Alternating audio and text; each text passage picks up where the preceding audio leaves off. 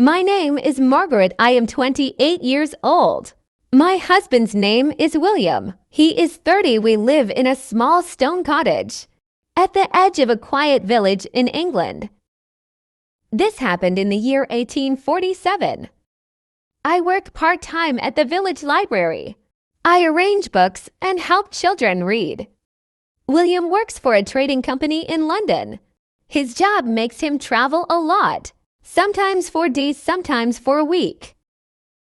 I always miss him when he is gone, but I trust him. He is kind and gentle. He always brings me small gifts, a ribbon for my hair, honey, or a little book of poems. I thought our life was safe and happy. I thought I knew him. I was wrong. It was a gray afternoon. The clouds were low, and the air smelled like rain. I was peeling potatoes by the kitchen window when I heard horses outside. The post rider stopped at our gate. Post for the carters, he called. I took the letters from him. There was a bill for coal, a notice from the library, and a small cream envelope addressed to William. The handwriting was neat. The town name was Hereford, a place I did not know. I put the letters on the table, but my eyes kept going back to that envelope. The seal was broken. I told myself I would only look to see if it was important. I opened it. Inside was a small photograph. William sat on a wooden bench in a park. Next to him was a young boy, about 5 years old, holding an apple.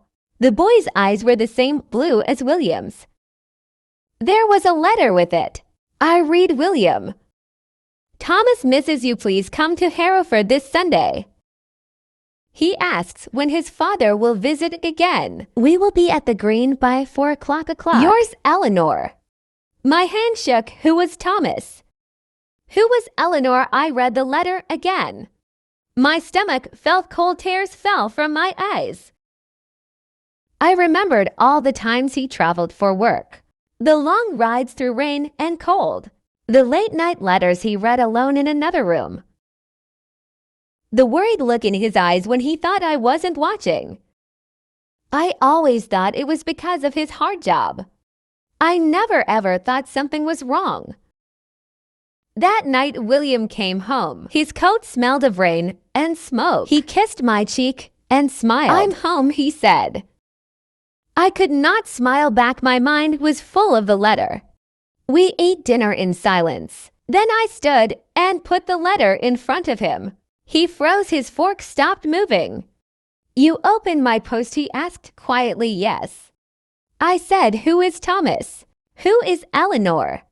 His shoulders dropped. He looked away.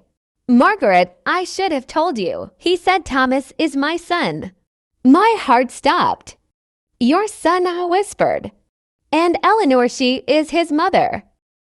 He told me everything. I met Eleanor before I met you.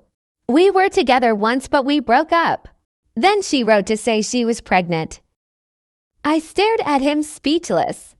I sent her money and visited sometimes. I told no one, not my parents, not my friends, and not you. I shook my head in disbelief. I thought I could keep that life separate. Then I met you and fell in love. I never wanted to hurt you. I said you lied to me every day.